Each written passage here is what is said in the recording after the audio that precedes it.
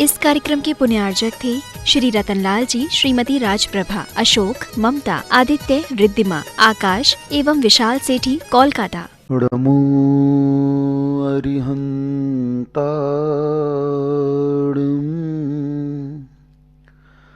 नमो सिद्धाणं नमो आयर्याणं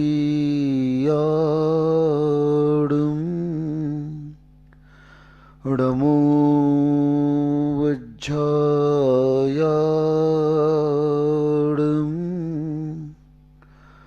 नमो लोये सब्बसाहूणं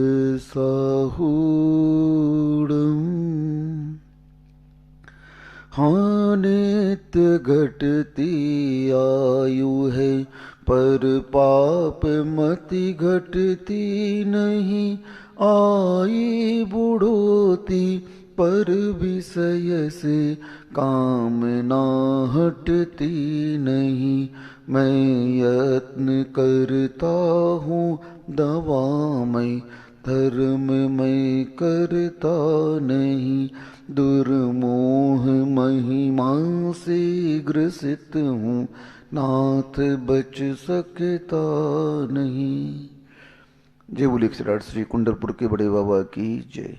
मूल है कि 108 श्री आदिनाथ भगवान की जय।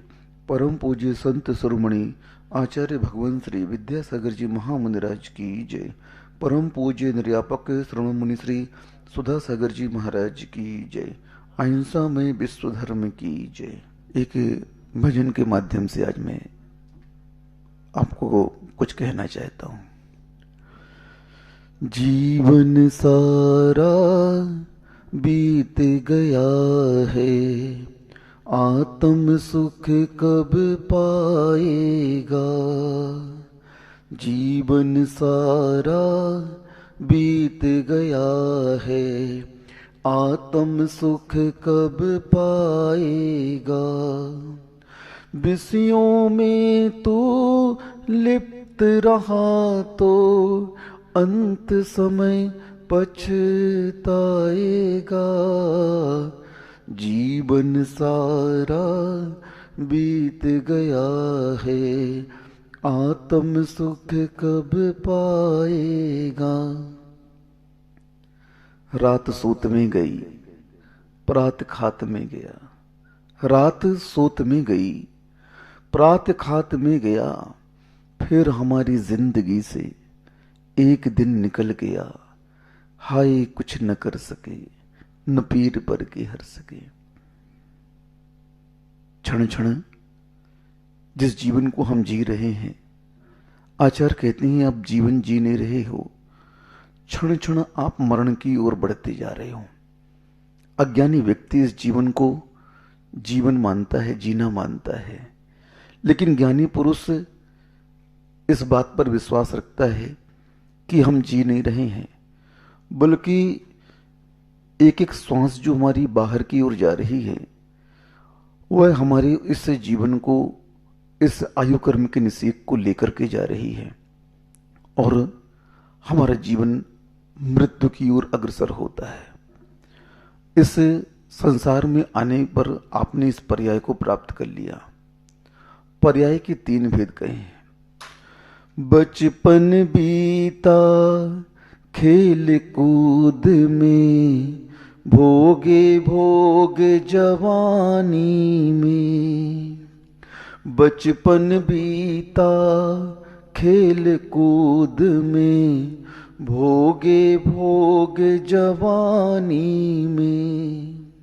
वृद्ध हुआ तो जर्जर काया, गया रतन यूं पानी में। पाकर नर भव, पाकर नर भव, किया न कुछ भी, आगे क्या कर पाएगा।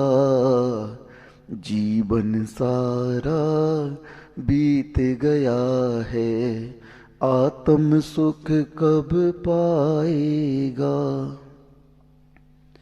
इस संसार में आने के उपरांत इस जीव की बहुभाग अवस्था बाल्यकाल में व्यतीत हो जाती है और वह बाल्यकाल उस अज्ञान से घिरा रहता है। उस काल में इस जीव को कोई ज्ञान नहीं रहता है।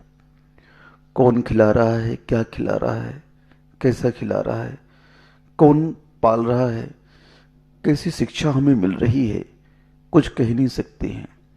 क्योंकि जिन बच्चों का बाल्यकाल चोरों के यहाँ व्यतीत होता है तो वे उस कला को सीखते हैं। जो जिस जाति वर्ण में पैदा होता है और परंपरागत उसके यहाँ जो कार्य संपन्न होता है, उस कार्य के संस्कार उस बच्चों पर पड़ जाते हैं, चाहे वह किसी भी संप्रदाय धर्म का मानने वाला क्यों न हो। और उस बचपन में वह वही सीखता है। बहुत कम ऐसे होते हैं जो इस बाल्यकाल को संभाल लेते हैं। बहुत रेयर केस ऐसे हैं, क्योंकि बाल्यकाल की अवस्था आप लोग कहां तक मानते हैं? 10-12 वर्ष तक तो बाल्यकाल मानते ही हैं। जब तक बच्चा अपना स्वयं का कार्य स्वयं न करे, जब तक वह बाल्यकाल कहलाता है। लेकिन देखो, जैन धर्म की सबसे बड़ी विशेषता यह है कि हमारे यहाँ बाल्यकाल को यूं ही व्यर्थ में व्यतीत करने के लिए नहीं कहा है। जो सदगृहस्थ होते हैं वे सदगृहस्थ अपने बच्चों को बाल्यकाल में, बाल्यकाल क्या, गर्भ से ही उसे संस्कार देने प्रारंभ कर देते हैं। क्योंकि वह जानते हैं इस संसार में आने के उपरांत यहाँ की जब हवा लग जाएगी, यहाँ के माहौल को जब वह परिचित होगा तो वह उसी में घुल मिल जाएगा। इसलिए सदगृहस्थ उस बच्चे को गर्भ से ही अध्यात्म की लोरी सुनाते हैं, अध्यात्म का ज्ञान देते हैं। धर्म चर्चा के माध्यम से वह उसे सत्य का ज्ञान कराते हैं। पंच कल्याणक होने वाला है। यहां पर जब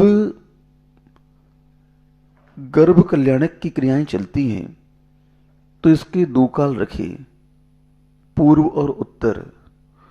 पूर्व काल में अष्टकुमारियां आकर के देवों की वहां से स्वर्ग से उन माता की कुक्षी को शुद्धि करती हैं। फिर उसमें जीव अवतरित होता है। उसके उपरांत बहुत सारी 56 कुमारियां देवियां आकर के जब वह जीव गर्भ में आ जाता है तो उस उत्तर काल में सभी देवियां माता से धर्म चर्चा करती हैं। क्या करती हैं? बहुत मार्के की बात है, ग्रहण करने की बात है, अपने जीवन में अपनाने की बात है। ये इन पंच कल्याणकों की क्रिया के माध्यम से अपने जीवन को गुणों से सुवासित करना चाहिए, गुणों से भरपूर करना चाहिए। और वे अष्टकुमारियां, वे 56 कुमारियां उस माता से मात्र धर्म चर्चा करती हैं और कोई चर्चा वहां पर होती ही नहीं। हमेशा पूरा वातावरण शुभ ध्यान से परिपूर्ण हुआ करता है। वहां पर धर्म ध्यान के अलावा कोई चर्चा नहीं, आर्त रौद्र ध्यान की कोई बात ही नहीं होती है। वहां पर हर समय उस बालक के पुण्य से वह माता धर्म के उस प्रश्न के सुनकर के उत्तर देती हैं। देवियां प्रश्न करती हैं और तीर्थंकर की माता उत्तर देती हैं। इससे क्या सिद्ध हो रहा है कि हमारे यहां यह कह दिया है कि वह बालक आया है तो यह मत समझना कि वह आपकी बातें नहीं सुन रहा है। वो अनजान नहीं है, वो संगी पंचेंद्रिय जीव है, पर्याप्तियां पूरी कर चुका है। एक अंतर्मूर्त में 6 पर्याप्तियां पूरी कर लेता है और उसके पास मन भी आ चुका है, सब कुछ है उसके पास में। आप ये मत समझना कि वो समझ नहीं रहा है, सब समझ रहा है। बालक जब जन्म ले लेता है, जन्म लेते ही उसकी क्रियाओं को देखने का पुरुषार्थ करिए आप। देखिए वह अपने आप हंसता है, अपने आप रोता है, खेलता है, किलकारी मारता है, कोई भी नहीं हो, अकेले में वह बालक पड़ा हुआ है, तो ये सारी चेष्टाएं वो बालक करता है। अभी उसके सामने कोई नहीं है, लेकिन वह पूर्व भाव का स्मरण करके सब कुछ क्रिया करता है, हर कुछ क्रिया करता है, उसे ज्ञान रहता है। हमें भी ये ज्ञान होना चाहिए कि जो गर्भ में बालक आया उसका बचपन यूं ही व्यर्थ नहीं निकलना चाहिए। उसे इतना धर्म का संस्कार देना चाहिए कि आगे जाकर के वह एक महापुरुष बन सके। और ये सब आपके ऊपर निर्भर है। सदगृहस्थ ही उस महापुरुष की जननी हुआ करती है।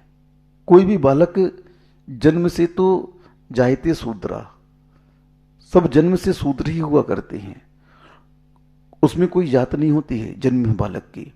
जन्म के उपरांत जब उसे संस्कार दिया जाता है तब वह बालक संस्कारित होकर के अपने कुल का नाम रोशन करता है। और आज ये सारी क्रियाएं लुप्त हो चुकी हैं।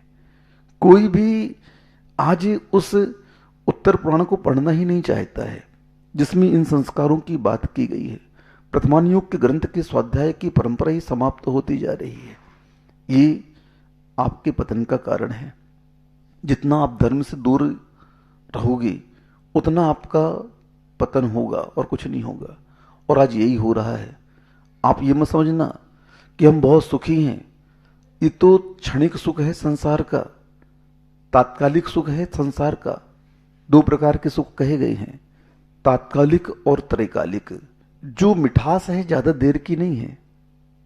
आप लोग देख लीजिए, जिन इंद्रिय सुखों को आप सुख मानते हो, लगातार अगर वही सुख आपको प्राप्त होते रहें तो आपको झल्लाहट हो जाएगी। आंख से अगर देखते देखते रहोगे तो आपको दिमाग खराब हो जाएगा। सुनते सुनते रहोगे तो एकदम से माइंड अपसेट हो जाएगा। एसी में रहोगे तो एकदम से शरीर एकदम अलग हो जाएगा। हर चीज संसार का जो सुख है वो क्षणिक है, इसी से पता चल जाता है। धर्म इस बात को कह रहा है, आप इस बात को महसूस करें, थोड़ा सा अपने जीवन में इसको अनुभव में लाने का प्रयत्न करें।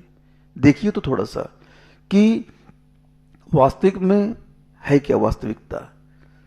संसार में धर्म हमेशा संसार का विरोधी हुआ करता है, भोगों का विरोधी हुआ करता है।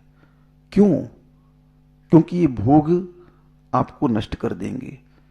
आपके मानसिक, वाचनिक, कायिक सभी प्रकार की शुद्धियों को अशुद्ध बना देते हैं। और ये तत्कालिक होते हैं। त्रैकालिक सुख तो आत्मा का स्वभाव है, वह आज हमें प्राप्त नहीं हो रहा है। क्यों नहीं हो रहा है? हम उस ओर देखना ही नहीं चाहते हैं। हमारा पुरुषार्थ उस ओर है ही नहीं, हम समझना ही नहीं चाहते हैं। अब हम क्या कर सकते हैं बताओ? कोई व्यक्ति समझा रहा है और तुम समझना ही नहीं चाहते हो, तो समझाने वाले की क्रिया जो है कोई कार्य नहीं करेगी। समझना तो पड़ेगा, और आज नहीं कल नहीं परसों इस बात को तो मानना पड़ेगा। और इसी भाव में मानोगे आप, दूसरे भाव में की मैं नहीं बोल रहा हूं। इसी भाव में जब यह शरीर रोगों का घर बन जाएगा ना, तब उस भोग का दुष्परिणाम आपको समझ में आएगा। लेकिन तब तक बहुत देर हो चुकी होगी, क्योंकि आप उस फल को प्राप्त कर चुके हो। क्या कर चुके हो? उस भोगों के दुष्परिणामों को आप प्राप्त कर चुके हो। अब मात्र भोगना रह गया। क्या रह गया? हां, अब भोगने के अलावा कोई काम नहीं है। बस एक बार इस शरीर में जो रोग हो जाते हैं फिर वो आपके मरण काल तक रहते हैं। ऐसी ऐसी बीमारियां आजकल हो गई हैं जिनका कोई इलाज ही नहीं। बस ट्रीटमेंट लीजिए आप। शुगर हो गई, ब्लड प्रेशर हो गया, हार्ट की बीमारी हो गई, बहुत सारी किडनी, लीवर, जो भी पार्ट्स की बीमारियां हैं बॉडी के, उसका रिजल्ट अब क्या आ रहा है? पूर्णतः अब कोई स्वस्थ नहीं हो सकता। बस ये टेबलेट खाइए और अपना जीवन चलाइए। अनेक पूरी जिंदगी अब आपकी औषधि के ऊपर आधारित हो गई।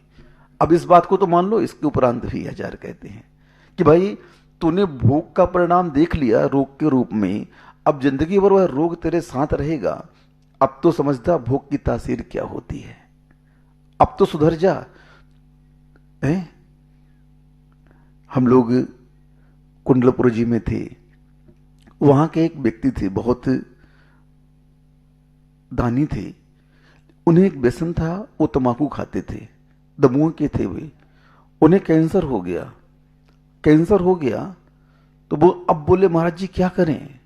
गुरु जी के पास गए तो गुरु जी कहते हैं अब हम क्या करें, पहले ही तुमने सब खराब कर लिया, अब बनाने की कोई व्यवस्था ही नहीं बची। बोले फिर भी गुरु जी क्या करें। बोले देखो जब तक इलाज हो सकता है तो इलाज कराओ, नहीं तो सल्लिखना लेकर के इस देह का विसर्जन करो।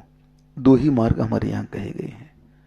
उस व्यक्ति ने इलाज कराया और 3 साल तक वो जिंदा रहा और उसका पूरा गाल कटते कटते वोट वोट इतना सा मुंह हो गया, सारी की सारी भोग सामग्री अब वो कुछ नहीं कर सकता। मात्र उसके मुंह में एक उंगली की जगह बची थी, उसमें से पाइप डलता था और सोयाबीन का दूध, जो भी लिक्विड सब्जियों का और रस वगैरह जो भी देते थे उसको, इतने में उसका जीवन चल रहा था। लेकिन जिंदगी अभी उसकी भी खतरे में थी। और खतरे में क्या मतलब, मरना ही था उसको कुल मिला करके। अब वह व्यक्ति, उसके पास जो कोई भी आता तो हाथ जोड़ के कहता भैया तम्बाकू नहीं खाना, भैया गुटखा नहीं खाना, देखो मेरा परिणाम देखो, मुझे कैंसर हो गया, अब मैं बचूंगा नहीं, मेरी इतनी संपदा है, ये बच्चे हैं, ये मील है, अब मैं क्या करूंगा, कुछ नहीं, सब यहीं छूट जाएगा। चलो कम से कम उसे इतना बोध तो हो गया, गुरुओं की संगति में उसे इतना ज्ञान तो हो गया। अब वह अपने इस फल को दूसरे को दिखा रहा है कि देखो आप समझो, समझने का प्रयत्न करो कि जिस भोग को मैं अच्छा मानता था उसका दुष्परिणाम क्या निकला। मेरे प्राण भी गए, करोड़ों रुपए इसके इलाज में खर्च हो गए और मैं बचूंगा भी नहीं। हालांकि उसका अंत बहुत अच्छा हुआ, सब संसार के परिग्रहों और संबंधों को त्याग करके उसने अंत में सल्लिखना पूर्वक मरण किया। ये तो वो उसकी होनहार बहुत अच्छी थी, गुरुजी मिल गए, साधु संत की समागम में उसकी मृत्यु हुई। लेकिन क्या सभी के साथ ये पॉसिबल हो सकता है? क्या नहीं हो सकता है। इसी बात को धर्म हमेशा आपको समझाने का प्रयत्न करता है कि आप सोचो तो संसार के भोगों के बारे में, क्या है ये? थोड़ी सी सुख के लिए जिंदगी भर का दुख आप मोल ले लेते हो। इस भव में भी तुम्हारा बिगाड़ हो रहा है। धन, धर्म और स्वास्थ्य, ये तीनों नष्ट हो गए। 3 बहुमूल्य चीजें कही गई हैं, धन, स्वास्थ्य और धर्म। धन जाए चिंता करना, थोड़ा सा घबराना नहीं, दोबारा कमा लोगे। स्वास्थ्य जाए सावधान हो जाना, क्यों? गड़बड़ है। फिर संसार में कुछ भी अच्छा नहीं लगेगा, एक सिर दर्द हो जाता है, फिर संसार के ना धर्म अच्छे लगते हैं ना भोग अच्छे लगते हैं, ना वहां भोग कर पाओगे न यहां धर्म कर पाओगे। और फिर धर्म चला जाए तो फिर क्या है? कुछ नहीं, चारित्र गया, सब कुछ गया, कुछ नहीं बचा आपके पास में। फिर क्या होगा? बस अब तुम अधोगति तो जाओगे ही जाओगे। तो बचपन को संभालने की जिम्मेदारी आप सदगृहस्थों की हुआ करती है। आपके घर में जिस बालक ने जन्म लिया, उस बालक की गर्भ अवस्था से और 8 वर्ष अंतर मुहूर्त तक की जिम्मेदारी परिवार की होती है। इसके बाद क्यों नहीं होती महाराज जी? आप प्रश्न कर सकते हो। क्योंकि जैन धर्म में 8 वर्ष अंतर मुहूर्त के उपरांत ही सम्यक दर्शन को प्राप्त करने की योग्यता है। चारित्र को अंगीकार करने का पात्र वह बालक बन जाता है। अब वह बालक की श्रेणी में नहीं आएगा। हमारे यहां अज्ञान दशा 8 वर्ष की कही गई है। 8 वर्ष अंतर मुहूर्त के उपरांत वह ज्ञानी हो गया, लेकिन उस अज्ञान दशा में जब तक वह बालक है, ओ माताओं सुन रहे हो आप लोग, पंडित जी, 8 वर्ष अंतर मुहूर्त तक जब वह बालक घर में है, गर्भावस्था से, अज्ञान दशा की जिम्मेदारी पिता की है, मां की है। उस परिवार में जितने भी सदस्य हैं उन सभी की जिम्मेदारी है कि उस बालक को आप कैसा संस्कार दे रहे हैं। हाँ, जब बालक घर में आता है नया मेहमान, तो उस नए मेहमान से आप कैसा वार्तालाप करते हैं बताइए। घर में कोई नया मेहमान आता है आपका, तो उससे आप किस प्रकार से बातचीत करते हैं, कितनी सभ्यता से पेश आते हैं। इसी प्रकार से ये भी एक नया मेहमान है, बच्चा आपके घर का नया सदस्य है। आप इसके साथ कैसा बर्ताव कर रहे हो गर्भ अवस्था से। उस मेहमान से अगर अच्छा बर्ताव नहीं करोगे तो वह लौट करके चला जाएगा और जिंदगी भर आपसे दुश्मनी हो जाएगी। फिर वह आपसे बात नहीं करेगा, सुख दुख में आपके आएगा नहीं, क्योंकि आपने उसकी बेइज्जती कर दी। इसी प्रकार से घर में जो नन्हा बालक मेहमान के रूप में आ रहा है, उसका सत्कार नहीं किया, अच्छे शब्दों से उसे आपने बोला नहीं, फिर क्या होगा? जैसे उस मेहमान ने आपसे रिश्ता तोड़ दिया ना, वैसे ये भी आपसे रिश्ता तोड़ देगा। और आजकल हो भी यही रहा है, बालक माता पिताओं से रिश्ता तोड़ देते हैं। आज ये कॉमन बात ही हो गई, आज सामान्य हो गया जीवन जनजीवन में। ये विदेशों में तो एक फैशन से चल गया है, बच्चा पैदा करो और सीधे बोर्डिंग में डाल दिया, पढ़ते रहेंगे। वहां से निकला, बस खर्चा देते रहे और उसने पढ़ाई के बाद में जॉब की, शादी की, उसने भी ऐसी की। एक सभ्यता वहां की बन चुकी है ये, और ये कल्चर यहां भी शुरू हो गया। क्योंकि आप लोग उस बालक को क्या कर रहे हैं बताइए ना, क्या संस्कार दे रहे हैं? बस बचपन खेल कूद में व्यतीत हो गया, जवानी भोगों में निकल गई और बुढ़ापा खांसते खांसते चला गया। क्या किया आपने? कुछ नहीं किया, बस इस नरभों को पाकर के व्यर्थ में अपनी दुर्दशा कर ली। क्या कर ली? बस आगे क्या होगा? इस संसार में किसी को नहीं रहना है। आगे भजन में कहते हैं, राम गए हैं लक्ष्मण, तू फिर क्यों नहीं जाएगा? नहीं रहे हैं कौरव पांडव, तू कैसे रह पाएगा? राम गए हैं लक्ष्मण, तू फिर क्यों नहीं जाएगा? नहीं रहे हैं कौरव पांडव, तू कैसे रह पाएगा? काल बलि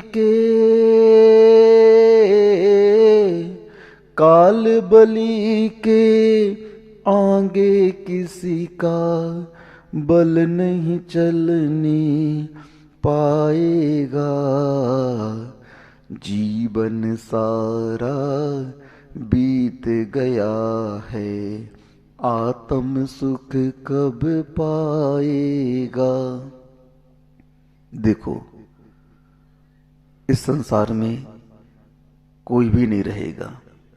जितने भी महापुरुष इस संसार में आए वे परमानेंट नहीं रहे। यहां पर संसार परमानेंट एड्रेस नहीं है। यहां ये तो टेम्परेरी एड्रेस है, किराए का मकान है और छोड़ करके जाना पड़ेगा।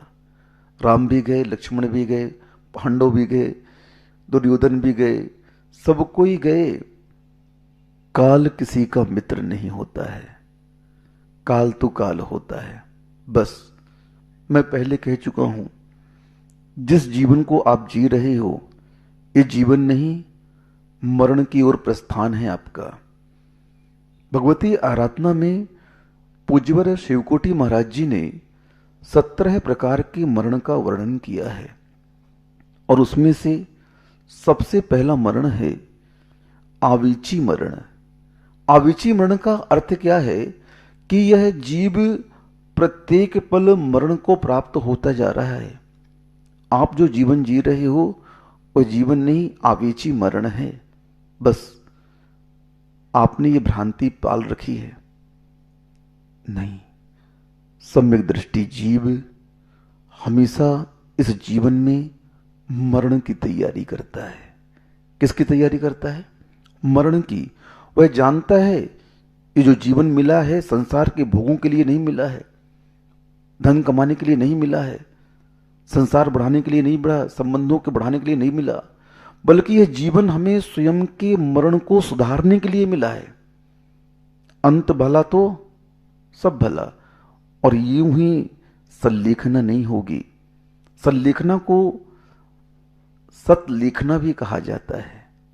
सत लिखना यानी सत्य को अपने जीवन में लिखने का नाम सल्लिखना है। अपने जीवन में आपने क्या लिखा, क्योंकि जीवन एक खुली किताब है।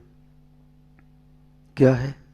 हां, संसार का जीवन एक खुली किताब की तरह है, आप पढ़ सकते हो इसे।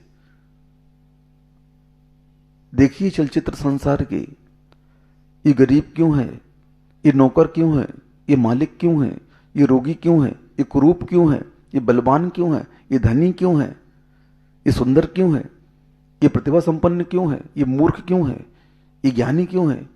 ये सब खुली किताब संसार की दिख रही है, और इस संसार की किताब को आप पढ़ने का प्रयत्न करें। यहां पर ज्ञानी वही है जो अपनी अवस्था को सुधार ले।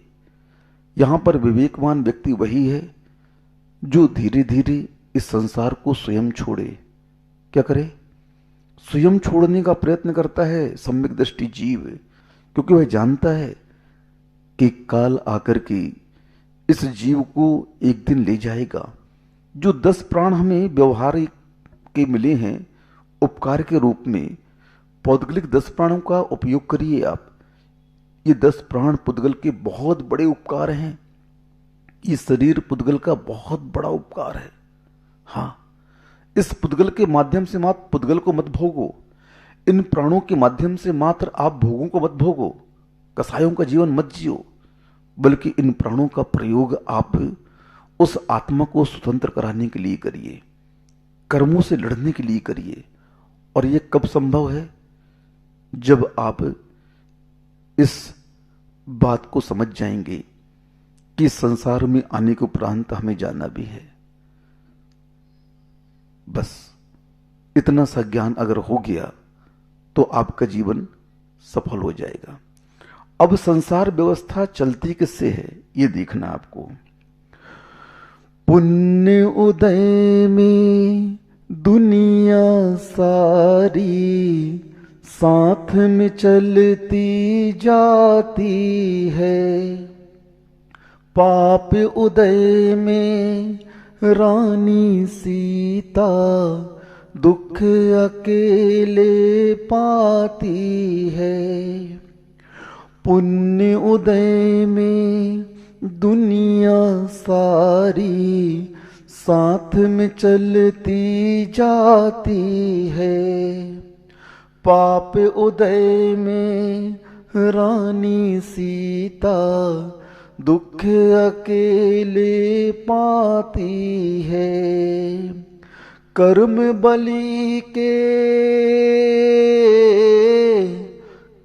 बलि के आगे किसी का बस नहीं चलने पाएगा, जीवन सारा बीत गया है, आत्म सुख कब पाएगा। इन पंक्तियों की भाव को आप समझने का पुरुषार्थ करिए। इन पंक्तियों में स्पष्ट कह दिया, इस संसार में मात्र 2 ही पुण्य और पाप का ही कार्य चल रहा है। पुण्य कर लोगे तो सब तुम्हारे साथ चलेंगे, और पाप का अंजाम क्या होगा? आपको सब कोई छोड़ देंगे, कोई भी आपके साथ नहीं रहेगा। यानी इतनी स्पष्ट झांकी आपको दिखाई जा रही है चलचित्र की भांति संसार की, कि आप देखिए, समझिए। संसार को जो समझ जाता है उन्हें शास्त्रों को पढ़ने की कोई आवश्यकता नहीं होती है। शास्त्र भी यही संसार की बातें ही समझा रहे हैं आपको कि संसार क्या है। संसरणम इति संसार है, जिसमें नित्य प्रतिदिन परिवर्तन होता है, उसका नाम संसार है। क्या है? जिसमें नित्य प्रतिदिन परिवर्तन होता है उसका नाम संसार है। और परिवर्तन अस्थिरता का सूचक हुआ करता है। यहां कुछ भी स्थिर नहीं है, सब अस्थिर है, कुछ भी स्थिर नहीं है संसार में। आप देखिए ना, आपने जन्म लिया ना, जन्म लेने के उपरांत आपकी काया कैसे परिवर्तित हो रही है। देखो आप उस बाल्य अवस्था की फोटो को देखो, उस यौवन अवस्था की फोटो को देखिए, फिर प्रौढ़ अवस्था को देखिए, फिर वृद्ध अवस्था को देखिए, और अंत में जब यह और जर्जर हो जाता है ना, पुद्गल तो है, इसका स्वभाव ही गलन पूर्ण कहा गया है, नेचर है इसका, गुण है ये। तो अब ये अपना गुण दिखा रहा है शरीर के माध्यम से। जिसे तुम अपना मान रहे हो ये तुम्हारा नहीं है, ये पुद्गल का है। किसका है? इसके अंदर जो चेतन आत्मा है ना, वही तुम्हारी है, बस हो गया। बाकी जो 10 प्राण भी है ये भी सब पौद्गलिक हैं, व्यवहार प्राण कहे गए आचार्यों ने। तिक्काले चतुपाणा, ये सब व्यवहार प्राण है। निश्चय प्राण तो चेतना है, और उस चेतना प्राण का कभी हनन नहीं होता, कभी नष्ट नहीं होती, कभी मरती नहीं है। हाँ, इसलिए पुण्य पाप की प्रक्रिया को आप समझिए। मैंने कल कहा था, अपने अशुभ उपयोग को शुभ में लाने का पुरुषार्थ करिए। जब तक हम इस पुरुषार्थ को करेंगे नहीं, अशुभ को हटाने का प्रयत्न नहीं करेंगे, शुभ को प्राप्त करने का पुरुषार्थ नहीं करेंगे, तो हम कभी भी शुद्ध की ओर नहीं जा सकते हैं। क्योंकि वह जानता है कि इसी मरण को जीतने के लिए मैंने इस जीवन में धर्म को स्वीकार किया है।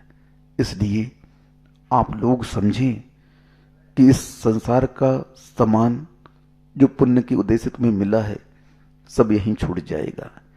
चाहे बुद्धि हो, चाहे बल हो, चाहे सुंदरता हो, चाहे परिवार हो, सब कुछ, धन संपदा वैभव ऐश्वर्य, सब कुछ छूट जाएगा, कुछ साथ में नहीं जाएगा। साथ में जाएगा तो क्या जाएगा? मात्र एक धर्म जाएगा।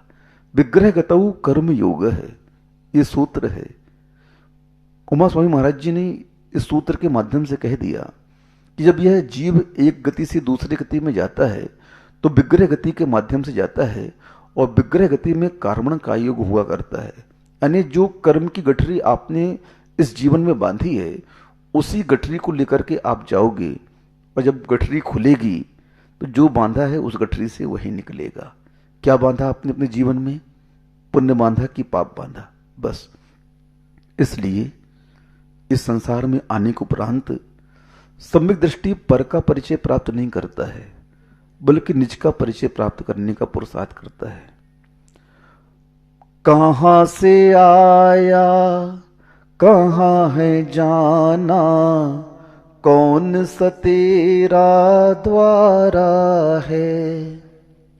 कहां से आया, कहां है जाना, कौन सा तेरा द्वारा है।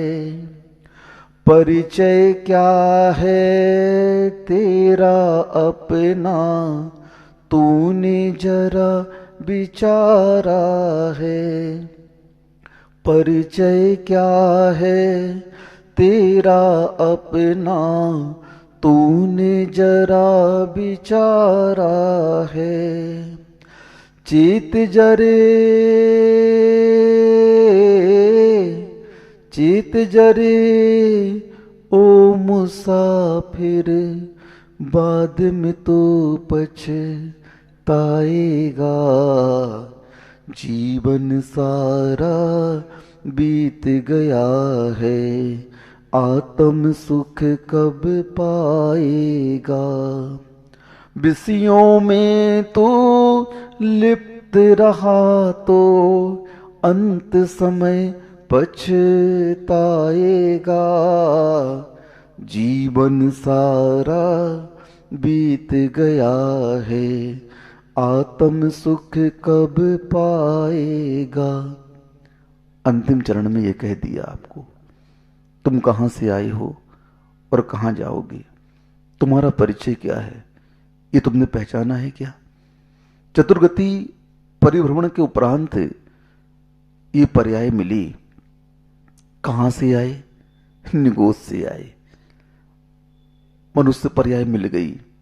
यहां का क्या कर रहे हो, किस प्रकार के कार्य कर रहे हो आप, ये आपकी उस आगे की गति का निर्धारण करते हैं।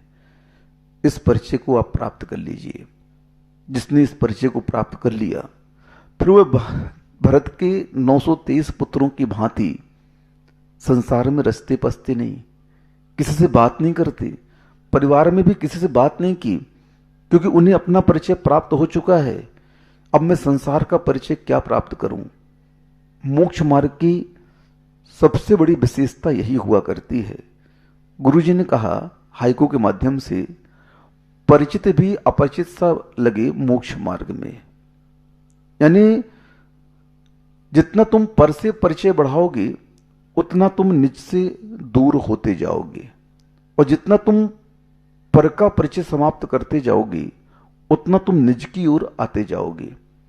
बस मोक्ष मार्ग में आने के उपरांत यही कार्य सबसे बड़ा है, यही साधना सबसे बड़ी है कि तुम अपने इस मुनि पर्याय में कितना समय अपने लिए देते हो और कितना पर के लिए देते हो। क्योंकि यहां आने के उपरांत भी अगर तुमने पूरा समय इन श्रावकों को दे दिया तो आचार्य कहते हैं ये मुनि पर्याय भी तेरी व्यर्थ चली जाएगी। ये मुनि पर्याय बार बार उस आत्मा को छूने के लिए मिली है, बार बार उस दुख का अनुभव करने के लिए मिली है। भले इस कली काल में मोक्ष ना हो, लेकिन शुद्ध उपयोग तो आज भी है।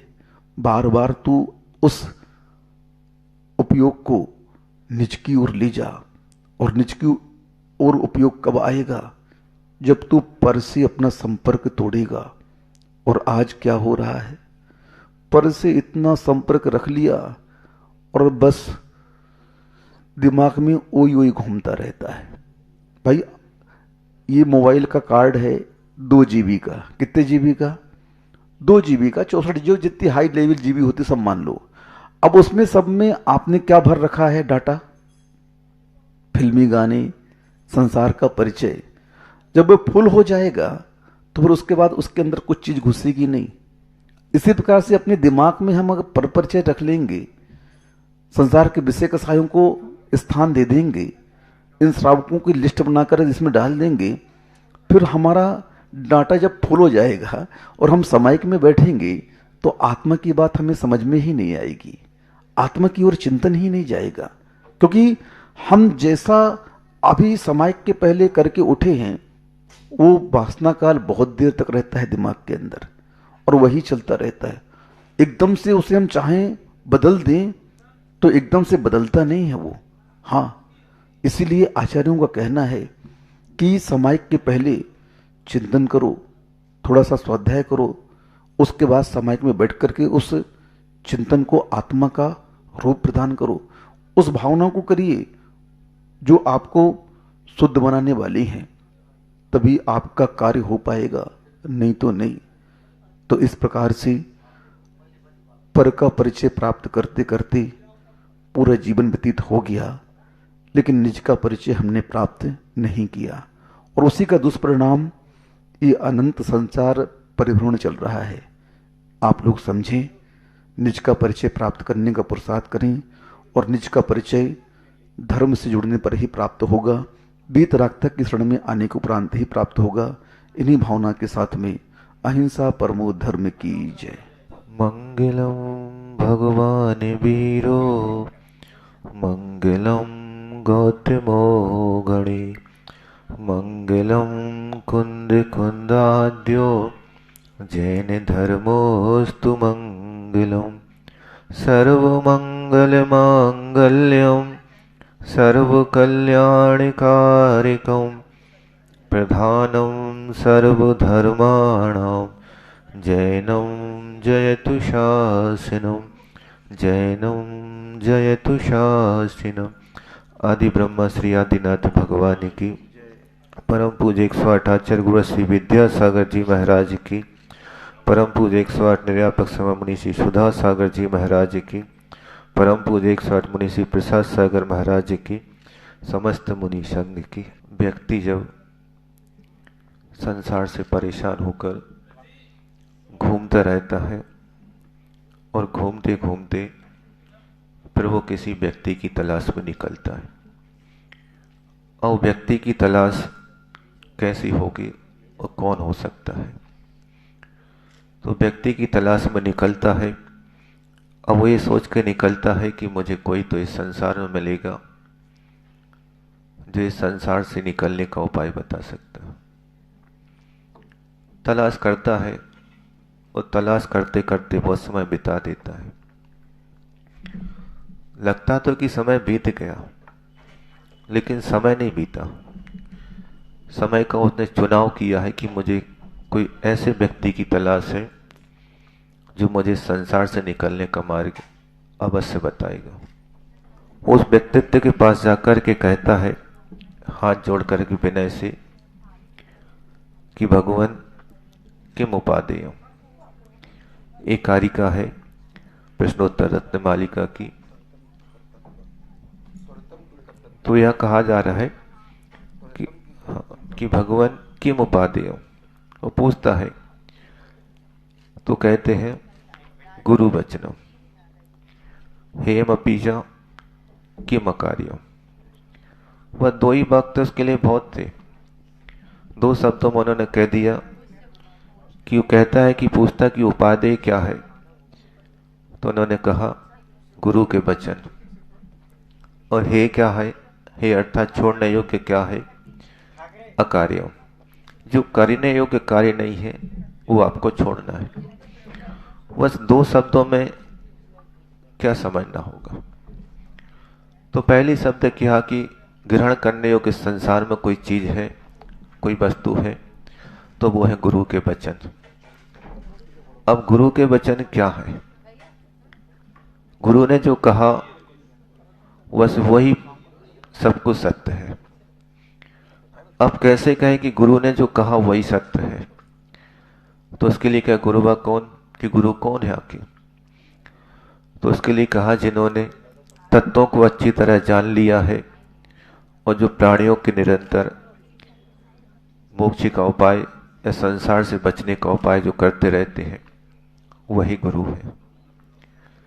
अब आपको स्वयं को देखना है कि गुरु वास्तव में आखिर है कौन, कि ऐसा कौन है जो संसार में जितने जीव हैं सबको संसार से निकालने का मार्ग बताते हैं। वही सच्चा गुरु है और उसी गुरु के वचन उपादेय अर्थात ग्रहण करने योग्य है। उपादेय के तो बता दी कि गुरु के वचन ही ग्रहण करने योग्य, बाकी सब बेकार है। आखिर गुरु के वचनों में ऐसा क्या है, वो क्या बताना चाहते हैं और उन्होंने जान क्या लिया? उन्होंने इस चीज को जान लिया है जिस चीज को तीर्थंकरों ने प्राप्त किया है, उस मोक्ष पद को प्राप्त कर लिया है। वो गुरु के वचन है कि उन्हीं के वचनों को मुझे अपने जीवन में उतारना है और जैसा पद उन्होंने प्राप्त किया है उसी पद को मुझे प्राप्त करना है। अब गुरु के वचनों को ग्रहण कैसे किया जाए और गुरु कहते क्या है और उस दरिद्रता को मिटाने का उपाय क्या है? तो उस दरिद्रता को मिटाने का उपाय यही है कि हमें अपनी दान आदि क्रिया करना है, क्योंकि गृहस्थ में रह करके पूर्णतः दान नहीं हो पाता, दान भी नहीं हो पाता और त्याग भी नहीं हो पाता। तो इन चीजों का हम कम से कम त्याग करने का पुरुषार्थ तो कर सकते हैं। पुरुषार्थ करना है आपको, ये नहीं करें आप छोड़ दो।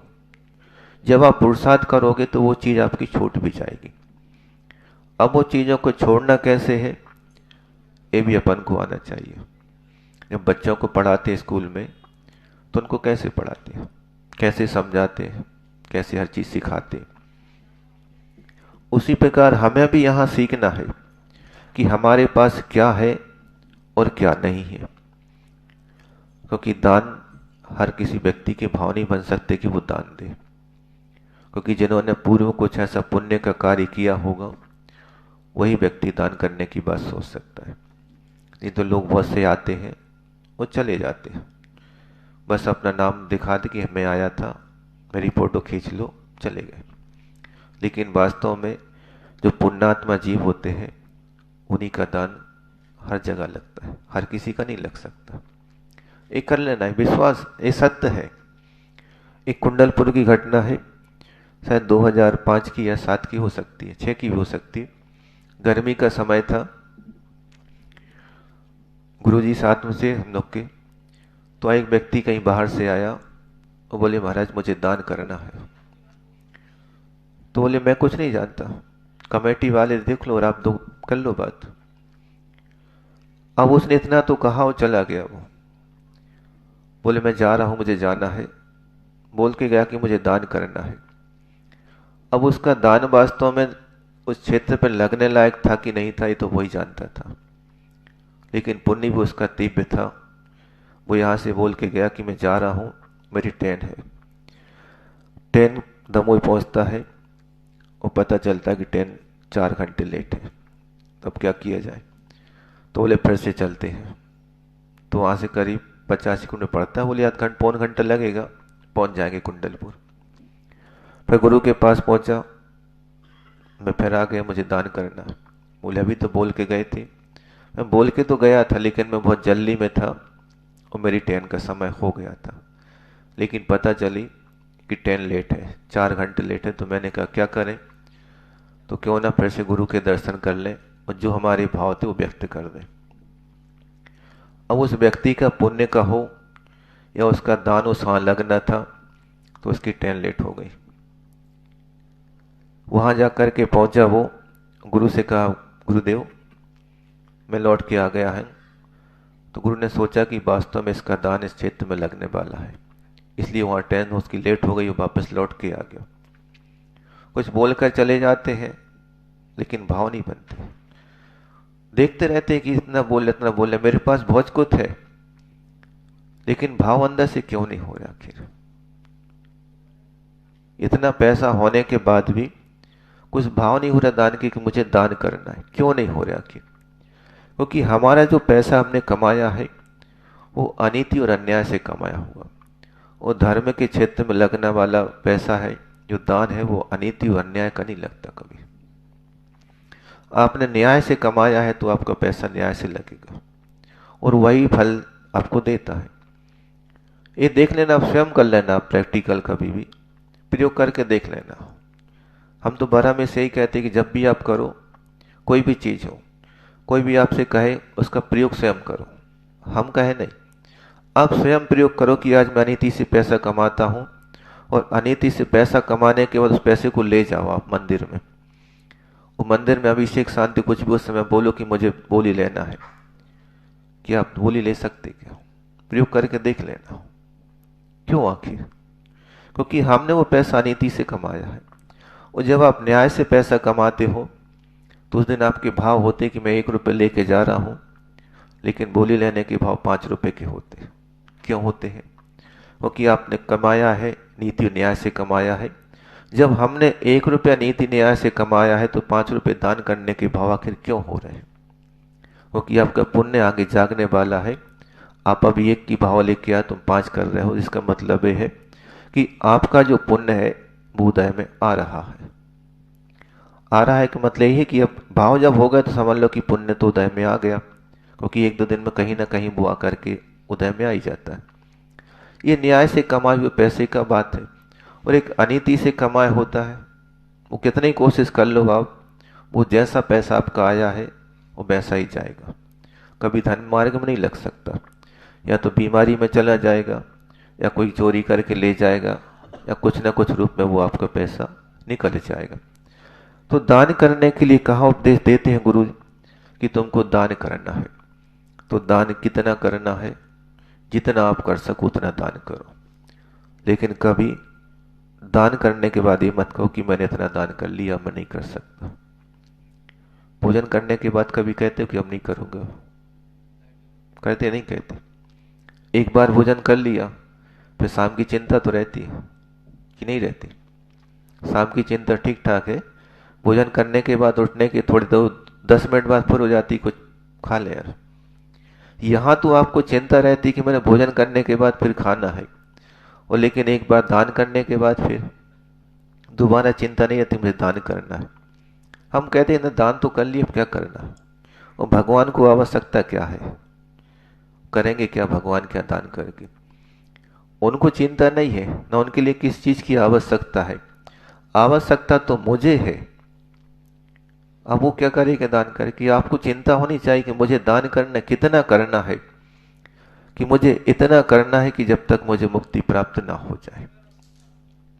होगा तभी, क्योंकि जब हम दान की क्रिया आदि करेंगे तो हमारे भाव पर हमें दान के बने रहेंगे, और जिसके अंदर दान के भाव रहते हैं तो उसके अंदर त्याग करने के भाव भी होते हैं। अब आप लोग पूछ सकते हैं कि दान और त्याग दोनों एक अर्थवाची है, लेकिन दोनों अलग अलग हैं। एक अर्थवाची नहीं है, लगते एक जैसे हैं। जैसे कहा कि दान जो होता है वो परवस्तु का होता है और त्याग जो होता है वो अपनी वस्तु का होता है। अब हमें त्याग करना है या दान करना है, तो हमें पहले त्याग करना सीखना है। जब त्याग करना सीख जाओगे तो दान करना सीख जाओगे, तो त्याग करना भी आपके भाव अंदर हो जाए कि मुझे अपनी चीज़ों का त्याग करना है। तो त्याग करने योग कौन कौन सी वस्तुएं हैं? तो त्याग करने योग जो आपकी स्वयं की वस्तुएं हैं, उन वस्तुओं को आपको त्याग करना है। वो 7 चीज़ें बस आपके पास है। 4 कसाय, राग, द्वेष और मोह। इनके अलावा त्याग करने के लिए कुछ नहीं कहा। बस इन 7 का त्याग आपको करना है, बाकी त्याग तो आप छोड़ दो। अब इनके अलावा बचा ही बताओ कौन सी चीज़ बची हो त्याग करने लायक है कोई चीज़ नहीं है। दान करने के लिए बहुत सी चीज़ें हैं। तो हम जब दान करते रहते हैं तो त्याग के भाव हमारे अंदर आ जाते हैं, क्योंकि गुरु का उपदेश क्या है? वो यही कह रहे कि उपादेय है तो क्या है? तो गुरु के वचन ही उपादेय है और कुछ नहीं है। और छोड़ने योग्य क्या है? जो हमारे योग करने योग्य कार्य नहीं है उनका त्याग करना, उनको छोड़ना, बस। इसके अलावा कोई चीज़ नहीं है। अब वो उपदेश क्यों दे रहे हैं? तो उनका उपदेश क्यों मान्य है? क्या उनका उपदेश मान्य होगा? क्यों होगा? क्योंकि जब कोई व्यक्ति किसी चीज़ को सामने रखता है तो जब तक वो छोड़ते नहीं है तब तक उनकी बात को कोई विश्वास नहीं करता, उनका असर नहीं पड़ता। हम आपसे कहें कि आप इस चीज़ को छोड़ दो, नहीं छोड़ोगे, क्योंकि वो चीज़ मैं स्वयं करता हूँ, तो कैसे आप छोड़ सकते हो? इसके लिए एक उदाहरण मिलता है, गांधी जी का सुना होगा आप लोगों ने, कि एक माँ पहुंची अपने बच्चे को लेकर के कि कहा, बापूजी मेरा बच्चा गुड़ खाता है, इससे कोई गुड़ खाना छोड़ दे। तो गांधी जी ने कहा कि 8 दिन बाद आना। इतनी सी बात थी, बोले 8 दिन बाद आना। 8 दिन बाद फिर वो माँ पहुंची बच्चे को लेकर के कि मेरा बच्चा गुड़ खाता है, इससे को गुड़ खाना छोड़ दे, नहीं तो मर जाएगा। तो उन्होंने कहा, गांधी जी ने, कि बच्चे गुड़ खाना अच्छी बात नहीं है, गुड़ खाना छोड़ दो। तो बच्चे ने एक बार में स्वीकार कर लिया कि ठीक है, आप कहते तो मैं आज से गुड़ नहीं खाऊंगी। तो माँ ने पूछा कि इतने शब्द बोलने में आपको 8 दिन क्यों लगे? सिर्फ इतनी बात कही थी कि इतने शब्द कि आपको गुड़ नहीं खाना, गुड़ खाने से आपकी मृत्यु भी हो सकती। एक लाइन बोलने के लिए आपको 8 दिन क्यों लगे आपके लिए? तो गांधी ने उत्तर दिया कि जब मैं चीज़ में स्वयं खाता हूं तो बच्चे से कैसे कह सकता हूं इसको छोड़ दो? उसका असर पड़ेगा उसके ऊपर? नहीं पड़ेगा। तो उन्होंने पहले इसको अंगीकार किया कि मुझे इसको छुड़वाना है, तो सबसे पहले मुझे इस चीज़ को छोड़ना है, तब उस बात का असर उनके ऊपर हुआ। उसी प्रकार हम लोग उपदेश देते, हम किस चीज़ का उपदेश दें? कि जो चीज़ हमारे पास नहीं है, हम छोड़ चुके हैं, उसी चीज़ का उपदेश हम आपको देंगे, तब उस चीज़ का आपके ऊपर असर पड़ेगा, नहीं तो कोई असर नहीं पड़ेगा। चिकना घड़ा होता है कि उसमें कितना ही पानी डालते रहो, पानी अंदर जाएगा क्या? नहीं जाएगा। हम कितनी ही बार बोल रहे हैं, लेकिन वो चीज़ असर नहीं करेगी। क्यों नहीं करेगी? क्योंकि वो सारी चीज़ मेरे पास है, इसलिए वो असर नहीं करेगी। तो हमारे पास जो चीज़ नहीं है, उसी वस्तु का हम दान कराएंगे या त्याग कराएंगे। तो दान की बात के लिए कहा जाता है कि दान आपको देना है। जब दान करना, तो दान करते समय आपके मन में कोई भाव नहीं आना चाहिए कि मैं इतना दान कर रहा हूँ, मैं दानवीर हूँ, बहुत बड़ा दानवीर हूँ। होगी आपके अंदर थोड़ी सी भी अगर मन में कहते गुदगुदी हो रही कि मैं कितना दान कर दिया, लोगों से कहेंगे मैं इतना दान कराया, ये भाव अगर आपके अंदर आ गए तो समझ लेना आपके अंदर मान कसाय का भाव उत्पन्न हो गया। अब आप मान चाहते हो कि लोग मेरा मान करें, सम्मान करें कि ये दानवीर आए हैं, इनका सम्मान होना चाहिए। लेकिन वास्तव में देखा जाए तो दान देना और दान बोलना, दोनों में बहुत अंतर है, एक नहीं है। दान देना और दान बोलना, दोनों बहुत अंतर है। दान तो वही है कि हमने बोला है तो एक मर्यादा में होके कि आज बोला है तो कल 24 घंटे के अंदर तक तो इस मर्यादा जो होती है, जैसे गर्म पानी कर लिया आपने, उबाला तो कितने देर की मर्यादा होती पानी की? 24 घंटे की। और सामान से गर्म किया तो 12 घंटे की, और कुनकुना किया तो 6 घंटे की, 6 की है। इतनी लगा लो आप कि हमने अगर जो बोला तो 24 घंटे में उसको दान तो हम दे ही देंगे। वास्तव में दान तो वही है, क्योंकि आपका पुण्य आपने यहाँ से बोला और यहाँ से चालू हो गया।